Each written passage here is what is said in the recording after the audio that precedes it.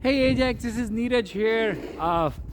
This is Monday, and we can tell like this is tons of snow in Ajax. We can see I'm in a lot of streets. This the shovel hasn't come through yet, but here is your weekly market update, guys. Last week we sold 19 units in the beautiful town of Ajax. Right now there's 24 opportunities are available. If you're in a market, two properties change the price, which means they're ready to make it a deal with you.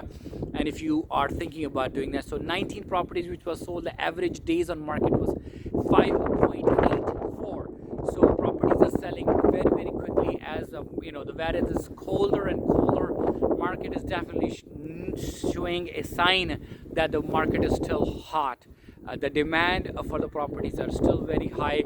Average price is $1,183,315 in last week in Ajax.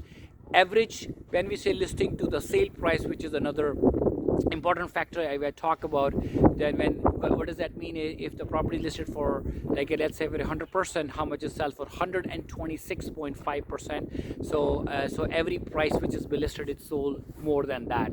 So anyway, stay tuned. Hopefully next week we will have a much better weather and I'll have a much better view, rather than just giving you and showing you the heaps and heaps and piles of snow everywhere on the streets.